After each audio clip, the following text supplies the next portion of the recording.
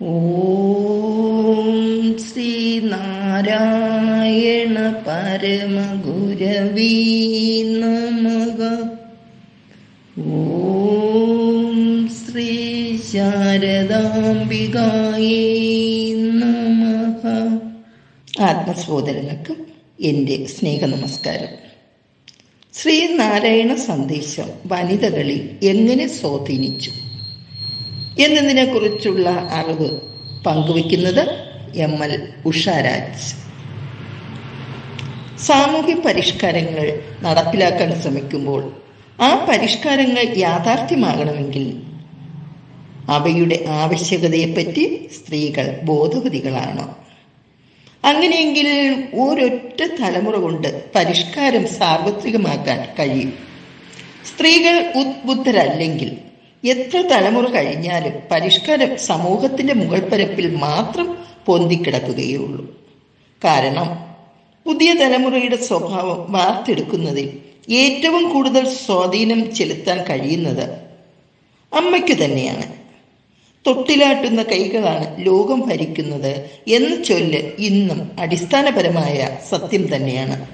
അതുകൊണ്ട് സ്ത്രീകൾ ശ്രീനാരായണ സന്ദേശങ്ങളുടെ അന്തസത്ത ഉൾക്കൊള്ളുകയും അത് സ്വന്തം ജീവിതത്തിൽ പകർത്താൻ ശ്രമിക്കേണ്ടതുമാണ്. അന്യരെ ആശ്രയിക്കാതെ സ്വപ്രയത്നം കൊണ്ട് കരുത്താർജിച്ച് നവീനതയിലേക്ക് നീങ്ങുക എന്നതാണ് ശ്രീനാരായണ സന്ദേശങ്ങളുടെ അന്തസത്ത. ജാതിയുടെ പേരിൽ ജനങ്ങളെ അനേകം തട്ടുകളാക്കി തിരിച്ചു നിർത്തിയിട്ട് മുകൾ തട്ടിലുള്ളവർ താഴ്ന്ന തലത്തിലുള്ളവരെ ചൂഷണം ചെയ്യുകയും മർദ്ദിക്കുകയും ചെയ്യുന്ന വ്യവസ്ഥയാണ് ശ്രീനാരായണ ഗുരു ജനിക്കുന്ന കാലത്ത് നടന്നിരുന്നത്. ഏതടിമത്വവും ഏത് അപമാനവും ഏത് ചൂഷണവും ഏത് മർദ്ദനവും ചോദ്യം ചെയ്യപ്പെടാതെ അംഗീകരിക്കാനുള്ള മാനസികാവസ്ഥ എല്ലാ ജനവിഭാഗങ്ങളിലും ഉളവാക്കാൻ ആർഷഭാരത സംസ്കാര തത്വശാസ്ത്രങ്ങൾക്ക് കഴിഞ്ഞിരുന്നു. അരുവിപ്പുറത്തെ ശിവപ്രതിഷ്ഠയോട് ശ്രീനാരായണ ഗുരു ആരംഭിച്ച മഹാപ്രസ്ഥാനമാണ് അവശ്യ ജനവിഭാഗങ്ങളിൽ സ്വാതന്ത്ര്യബോധം ജനിപ്പിച്ചത്. ഓരോരുത്തരിലും ആത്മാഭിമാനം വളരാൻ തുടങ്ങി. ഗുരുവിന്റെ നവീകരണ പ്രസ്ഥാനം കേരളത്തിൽ വമ്പിച്ച ചലനമുണ്ടാക്കിയത് ഈ രീതിയിലാണ്. എന്നാൽ ഗുരു തുടങ്ങിവെച്ച നവീകരണ പ്രക്രിയ ഇനിയും പൂർത്തിയായിട്ടില്ല. സമുദായങ്ങൾ തമ്മിലുള്ള ഉച്ചനീചത്വങ്ങൾ ഇന്നും ഒരളവിൽ നിലനിൽക്കുന്നുണ്ട്.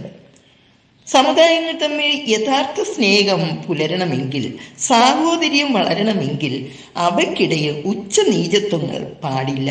ഒരു പ്രത്യേക സമുദായത്തിന് വേണ്ടിയാണ് ഗുരുദേവൻ നിലകൊള്ളുന്നതെന്ന് നാം തെറ്റിദ്ധരിക്കരുത്. അത്തരമൊരു സങ്കുചിതമായ വീക്ഷണം മഹാനായ നമ്മുടെ ഗുരുദേവനോട് നാം ചെയ്യുന്നത് ഏറ്റവും വലിയ അപരാധം ആയിരിക്കും. കാരണം ഗുരു തന്നെ പറഞ്ഞിട്ടുണ്ട്, ഏതെങ്കിലും പ്രത്യേകമായ മതത്തോടോ സമുദായത്തോടോ തനിക്ക് മമതയോ ബന്ധമോ ഇല്ല എന്ന്. ഗുരുവിൻ്റെ ഏത് പ്രവൃത്തി എടുത്ത് പരിശോധിച്ചാലും വിശാലമായ മനുഷ്യ സാഹോദര്യത്തെയാണ് സദാ സ്വപ്നം കണ്ടിരുന്നതെന്ന് കാണുവാൻ കഴിയും. ആ മനുഷ്യ സാഹോദര്യമായിരിക്കണം നമ്മുടെ പ്രവർത്തനങ്ങളുടെയും ആത്യന്തിക ലക്ഷ്യം. സമുദായ സംവരണത്തിനു വേണ്ടി വാദിക്കുന്നവരുടെ ലക്ഷ്യം സമുദായങ്ങൾ തമ്മിലുള്ള നിരപ്പില്ലായ്മ അവസാനിപ്പിക്കുക എന്നതാണെന്നുള്ള ബോധം സ്ത്രീകളിൽ വേരൂന്നിയാലേ യഥാർത്ഥമായ സ്ഥിതി സമത്വം കൈവരുകയുള്ളൂ. ഒരു രാജ്യത്തിന്റെ പുരോഗമനം അവിടുത്തെ ഉരുക്കിന്റെ ഉൽപാദനം, സ്ത്രീകൾ കൈവരിച്ച സ്ഥാനം എന്നീ രണ്ട് ഉപാധികളെ ആശ്രയിച്ചിരിക്കുന്നു എന്ന് ജവഹർലാൽ നെഹ്റു പ്രസ്താവിച്ചിട്ടുണ്ട്. ഉരുക്ക് ഒരു രാജ്യത്തിന്റെ വ്യവസായ പുരോഗതിയുടെ പ്രതീകവും സ്ത്രീകൾ കൈവരിച്ച സ്ഥാനം അവിടുത്തെ സാമൂഹ്യ പുരോഗതിയുടെ പ്രതീകവുമാണ്. ഒരു പുരുഷൻ വിദ്യാഭ്യാസം നേടുമ്പോൾ ഒരു വ്യക്തിയാണ് വിദ്യാസമ്പന്നനാകുന്നതെങ്കിൽ ഒരു സ്ത്രീ വിദ്യാഭ്യാസം നേടുമ്പോൾ ഒരു കുടുംബം വിദ്യാസമ്പന്നമാകുന്നു.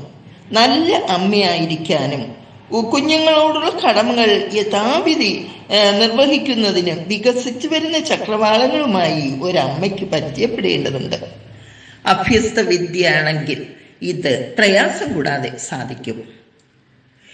വൈദിക കാലത്തെ സ്ത്രീകൾ പുരുഷന്മാരോടൊപ്പമോ അതിലുപരിയോ ജ്ഞാന സമ്പാദനം നടത്തിയിരുന്നു. വേദം പഠിക്കുന്നതിലും പഠിപ്പിക്കുന്നതിലും അഗ്രഗണ്യരായിരുന്നു. ഗാർഗിയുടെയും മൈത്രിയുടെയും പാരമ്പര്യമുള്ള ഭാരത സ്ത്രീ മനുവിന് ശേഷം അസ്വതന്ത്രയായി. വിവേകമുള്ള പുരുഷന്മാർ സ്ത്രീകളെ ബഹുമാനിച്ചിരുന്നു. പുരുഷനെ അതിശയിപ്പിക്കുന്ന ബുദ്ധിയും വൈഭവവും പഠനകാര്യത്തിൽ സ്ത്രീകൾ പ്രകടിപ്പിക്കുന്നു എങ്കിലും അത് ഉദ്യോഗ സമ്പാദനത്തിനുള്ള മാർഗമായി മാത്രം മാറിയിട്ടുണ്ട്. സ്ത്രീകൾക്ക് സമത്വവും സ്വാതന്ത്ര്യവും ലഭിക്കണമെങ്കിൽ സംഘടനാ തലത്തിൽ ബലപ്പെടണം. ഗുരുദേവന്റെ കാലഘട്ടത്തിൽ സ്ത്രീകളുടെ സംഘടനയ്ക്ക് രൂപം കൊടുത്തിരുന്നു. വിദ്യാഭ്യാസപരമായി എത്ര ഉന്നതിയിലെത്തിയാലും സ്ത്രീയുടെ സമ്പത്ത് ഇപ്പോഴും കൈകാര്യം ചെയ്യുന്നത് പുരുഷന്മാർ തന്നെയാണ്. സ്ത്രീകൾക്ക് സമത്വം വേണം എന്നതിനർത്ഥം പുരുഷന്മാരോട് യുദ്ധം ചെയ്യലല്ല, സമൂഹത്തിലെ വെല്ലുവിളികൾക്കെതിരെ പ്രാപ്തരാകുകയാണ്. സ്ത്രീ ഒരിക്കലും ആർഭാടക്രമത്തിൽ കുടുങ്ങിപ്പോകരുത്. സ്വഭാവശുദ്ധിയും നല്ല പെരുമാറ്റവുമാണ് ഒരു സ്ത്രീയുടെ ആഭരണം. പുരുഷൻ്റെതാകട്ടെ സ്ഥൈര്യവും ശ്രദ്ധയും. ഇവയെല്ലാം സമന്വയിപ്പിച്ച് നമുക്ക് നല്ലൊരു രാജ്യം വാർത്തെടുക്കാം. ഇപ്പോൾ നമുക്ക് ലഭിച്ചുകൊണ്ടിരിക്കുന്ന ഓരോ ദിനവും വിലപ്പെട്ടതാണ്. കൊറോണ എന്ന മഹാമാരിയെ നിർമ്മാർജ്ജനം ചെയ്യുവാനുള്ള മാർഗം എത്രയും പെട്ടെന്ന് തന്നെ ഗുരുദേവൻ കാട്ടിത്തരട്ടെ. വരവിനനുസരിച്ച് ചെലവ് ചെയ്ത് ഗൃഹനാഥന്റെ എല്ലാ കാര്യങ്ങളിലും ശ്രദ്ധ ചെലുത്തി സ്വന്തം പാതിവൃത്യം കാത്തു സൂക്ഷിച്ച് കുട്ടികളെ നല്ല രീതിയിൽ വളർത്തി ജീവിക്കുന്നവളാണ് യഥാർത്ഥ കുടുംബിനി എന്ന് ഗുരുദേവൻ ഭാര്യാധർമ്മത്തിൽ വിശദീകരിച്ചിട്ടുണ്ട്. ഭാര്യാധർമ്മത്തിലേക്ക് നമ്മുടെ ശ്രദ്ധയെ കൊണ്ടുവരാം. ഭാര്യാധർമ്മം വസതിക്കൊത്ത ഗുണമുള്ളവളായി വരവിൽ സമം വ്യയവും ചെയ്യുകിൽ തൻ്റെ വാഴ്ചയ്ക്ക് തുണയാമവൾ. ഗുണം കുടുംബിനിക്കില്ലാതാകിൽ എല്ലാം ഇരിക്കലും ഗുണമില്ല കുടുംബത്തിനില്ലാതാകും കുടുംബവും. ഗുണം കുടുംബിനിക്കുണ്ടായിടിൽ എന്തില്ലവൾക്കത് ഇല്ലാതെയാകിൽ എന്തുണ്ട് അങ്ങൊന്നുമില്ലാതെയായിടും. ചാരിത്രശുദ്ധിയാകുന്ന ഗുണത്തോടൊത്തു ചേർന്നിടിൽ ഗൃഹനായികയെക്കാളും വലുതെന്തു ലഭിച്ചിടാൻ. ദൈവത്തിനെ തൊഴാതെ ആത്മനാഥനെ തൊഴുതെന്നുമേ എഴുന്നേൽപ്പവൾ പെയ്യെന്ന് ചൊല്ലിയിടിൽ മഴ പെയ്തിടും. തന്നെ രക്ഷിച്ചു തൻ പ്രാണനാഥനെ പേണി പേരിനെ സൂക്ഷിച്ചു ചോർച്ചയില്ലാതെ വാണിയിടിൽ അവൾ നാരിയാം. അന്തഃപുരത്തിൽ കാത്തിയിൽ എന്തുള്ളത് അവരെ സ്വയം നാരിമാർക്കാക്കണം. സോന്മചാരിത്രം കൊണ്ടതുത്തമം. നാരിമാർക്കിങ്ങുതൻ പ്രാണനാഥ പൂജ ലഭിക്കുകിൽ ദേവലോകത്തിലും മേലാശ്രയസ്സൊക്കെ ലഭിച്ചിടാം. പേരു രക്ഷിക്കുന്ന നല്ല നാരി ഇല്ലാതെയായിടിൽ പാരിടത്തിൽ സിംഹയാനം ഗൗരവം തന്നിൽ വന്നിടാം.